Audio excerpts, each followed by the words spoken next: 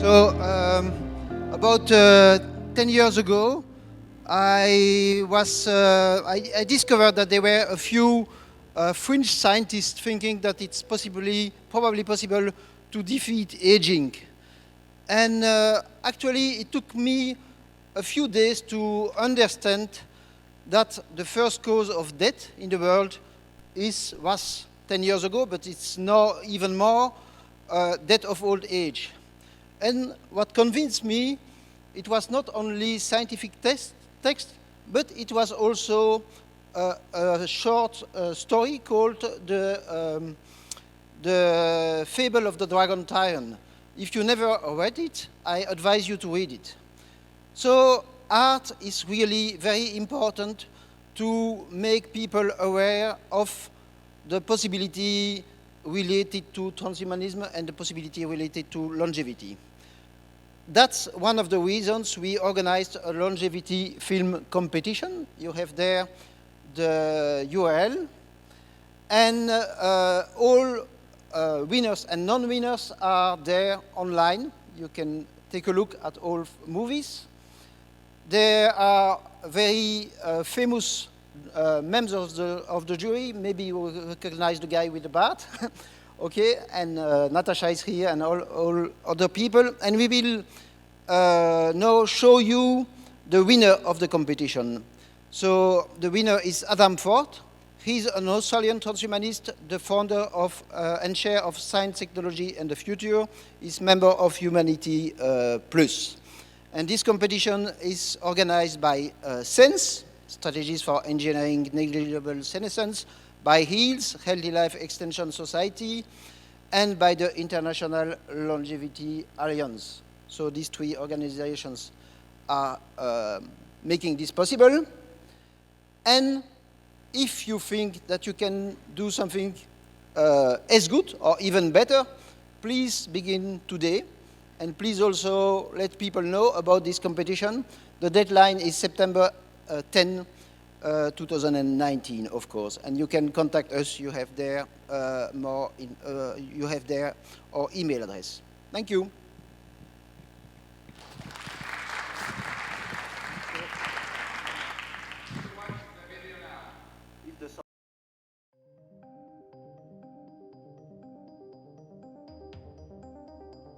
The 21st century is a time of unprecedented change. We are discovering new and ingenious ways to solve problems that were once thought impossible, like manned flight, instant global communication, powerful computation, spaceflight, and advanced medicine.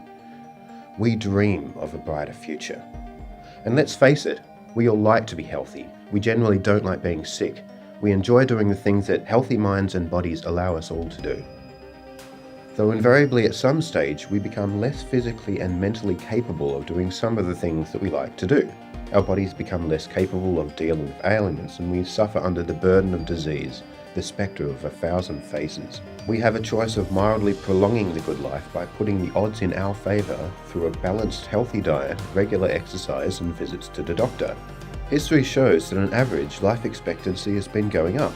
And there are promising developments in biotechnology and medicine which indicate this trend will continue. However, the fundamental problem of aging remains. No matter how good we are to our bodies, as a byproduct of aging, we just wear out, our bodies become less capable of dealing with disease, and our quality of life declines. What would we do if we thought that it was possible to cure aging within our lifetime?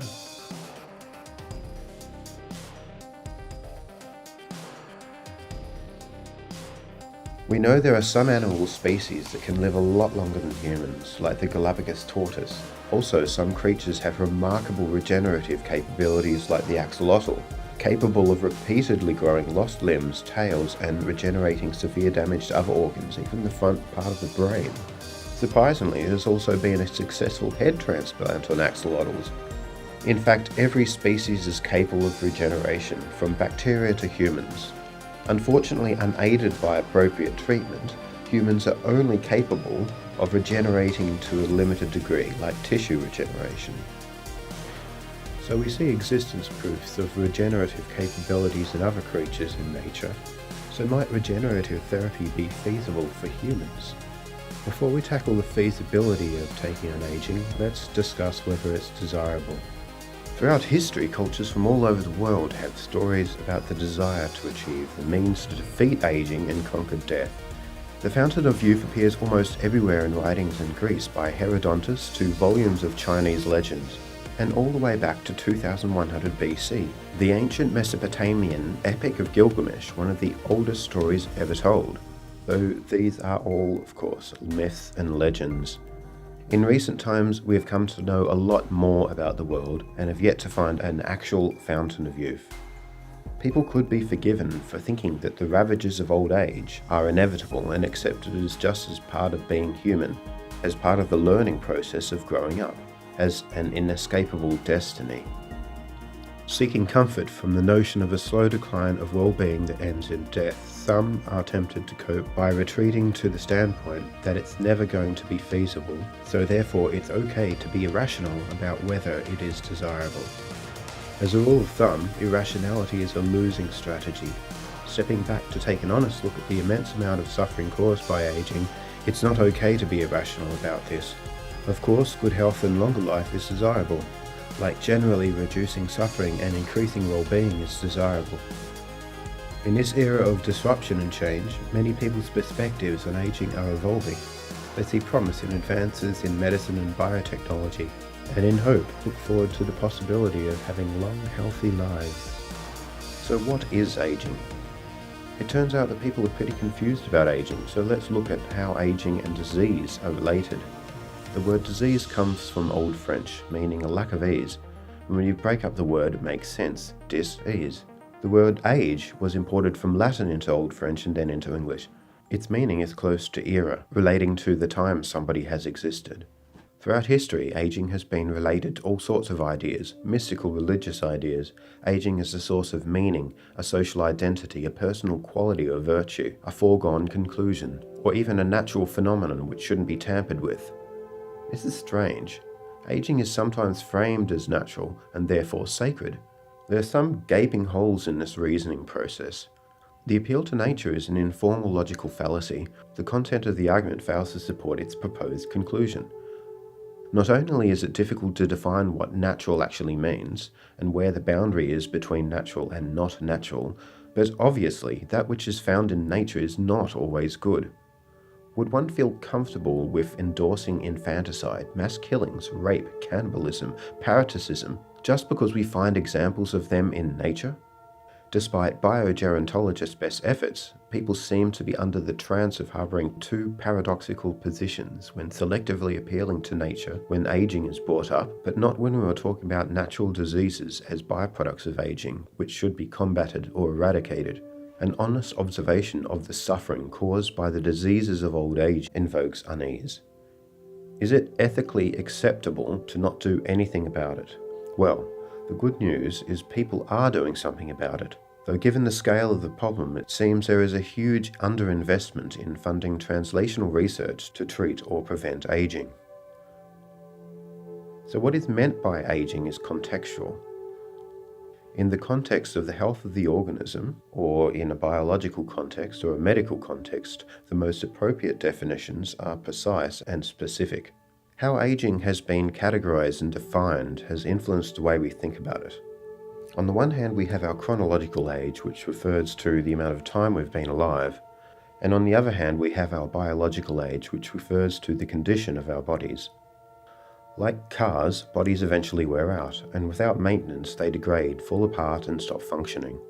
A side effect of driving our car around is that the tires bald, the brakes wear down, clutches burn out, radiators and piping leak and develop calcium deposits.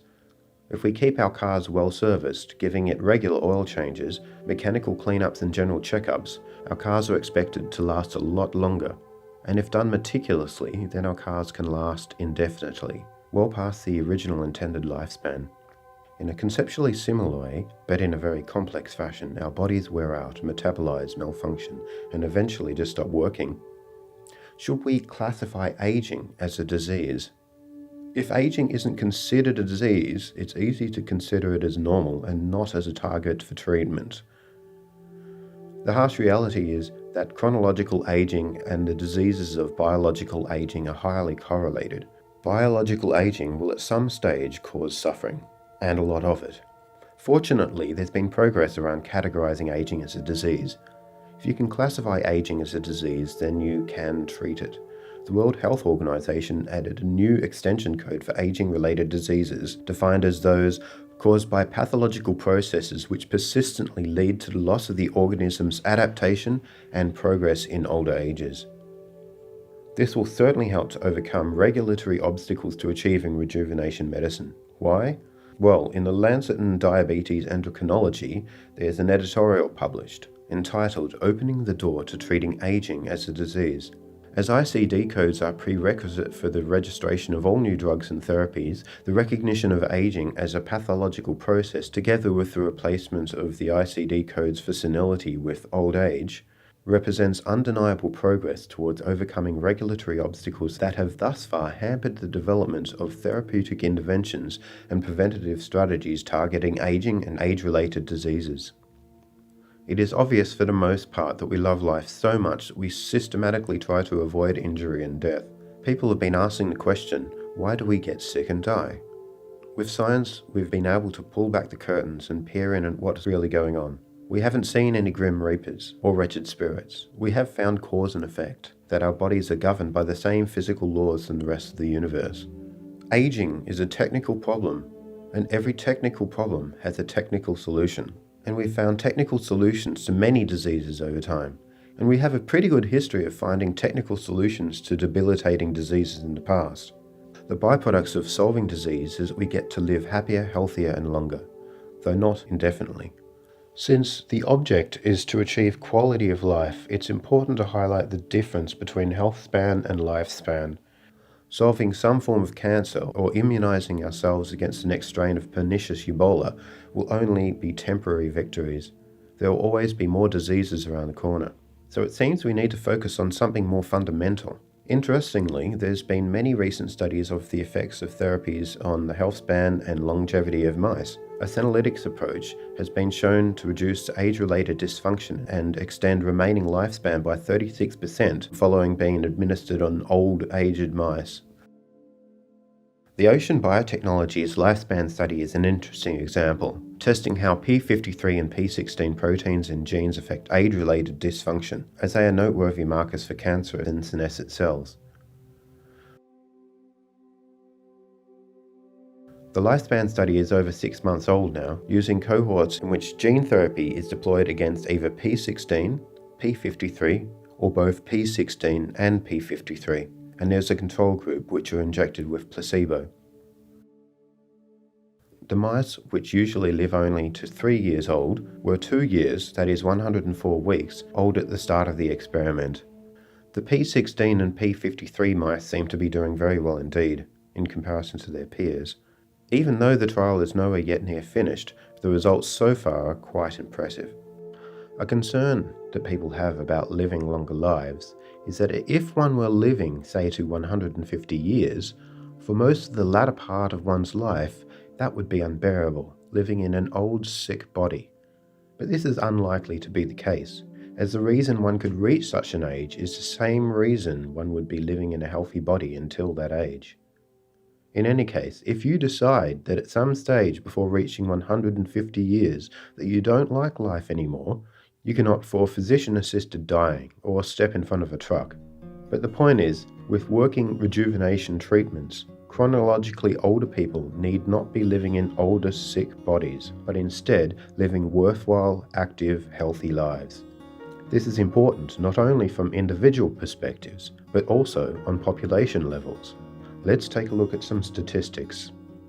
According to the World Health Organization, between 2015 and 2050, the proportion of the world's population over 60 years will nearly double from 12 to 22%. By 2020, the number of people aged 60 years and older will outnumber children younger than 5. The pace of population aging is much faster than in the past. In 2050, 80% of older people will be living in low and middle income countries. All countries face major challenges to ensure that their health and social systems are ready to make the most of this demographic shift. These stats put things into perspective. It's important to see that health in old age is desirable at population levels. Rejuvenation medicine, repairing the body's ability to cope with stresses, or practical reversal of the aging process, will end up being cheaper than traditional medicine based on general indefinite postponement of ill health on population levels, especially in the long run when rejuvenation therapy becomes efficient. It buys so much time to figure out what to do next, how to improve the therapies to address the next wave of issues for individuals as well as on population levels. So obviously, this will not only postpone ill health and expenses for individuals and populations, but also improve general quality of life for everyone. How valuable is the anticipated gain not only for the individual, but for the world? Anticipated health gains over periods that would normally be dominated by ill health means extra productivity and more consumer spending. And then on top of that, the gains of longevity that keep paying dividends in the economic usefulness of expertise gained over long healthy lives, and in the general social benefits of wisdom of individuals who have been around for a long time. So, back to one of the questions at the start, what might we do if we thought we could cure aging? Well, let's call it indefinite postponement of ill health associated with aging. The notion of ourselves being around for a lot longer might inspire us to be more concerned with longer-term issues and more readily act on things like climate change and maybe trying to avoid thermonuclear war and avoid other global catastrophic risks. So there's an obvious personal and societal financial disincentive to constantly battling the ailments that occur as a byproduct of a worn-out body. Instead, it will be cheaper to rejuvenate the bodies periodically into good health. If people's lives are extended, then it also makes sense to have their health span extended. The lifespan of humans has been steadily increasing over the past centuries, but there are reasons that simple extrapolation of past trends is not a great predictor of how lifespan may change in the future. What anti-aging seeks to ultimately achieve is to reverse fragility, rejuvenate the damage that contributes to sickness, preventing the body from getting frail in the first place, which will, as a side effect, reduce the amount of diseases the body is susceptible to, and also as a side effect, increase longevity. I wouldn't mind a bit of that. The reality is morbidity is expensive, though if we keep on making progress, eventually humanity will have the means to make ill health relating to aging optional, and so that's fantastic. While at first, unfortunately, anti-aging treatments might be very expensive, however, as our understanding of anti-aging science increases, our engineering techniques improve, and with mass productions we achieve economies of scale, then medicine and therapies will become cheaper. At some point, we'll have the means to create affordable therapies for everyone, which will have an enormous humanitarian impact. Like all other medicine, the production costs of development will ultimately drop. We have no reason to think that this can't be the case for regenerative medicine. If the therapies remain prohibitively expensive, such that only the rich can afford them, it won't be because the real costs of the development of the therapies remain high. It will be because inflated profit margins are put on top of the real costs of production. Failing to achieve affordable rejuvenation therapies sooner rather than later won't be because it's impossible. It will be because we fail to coordinate and act sooner rather than later. And this goes for the development of the therapies as well as working out the social implications of having the therapies around. True anti-aging is on the horizon of possibility. There are colossal implications for achieving this. Yes, indeed, it's going to change everything. But technology always has. Life in the 21st century has always been one of constant change. We don't need to be paralyzed by fear. We need sober minds to address the issues such as overpopulation and therapy access, as well as the technical challenges involved in achieving anti-aging therapies. To ultimately solve the problem of aging, we need clarity in thinking about aging itself and practical approaches to mitigating the suffering it causes. If we don't rid ourselves of the diseases of old age, it will be our own fault, not an inescapable destiny. Biological aging isn't an unsolvable problem. We now have access to countless drugs and therapies to heal and cure ailments that were once thought inevitable death sentences. We have solved difficult problems before, and now, more than ever, armed with modern biology theory and advanced tools to aid in science, This is the right time to focus our efforts on the right problems, which are often underfunded and under-resourced. To mitigate the risk of becoming complacent, we shouldn't confuse motivation with action. Let's ask ourselves, what are we going to do about it now?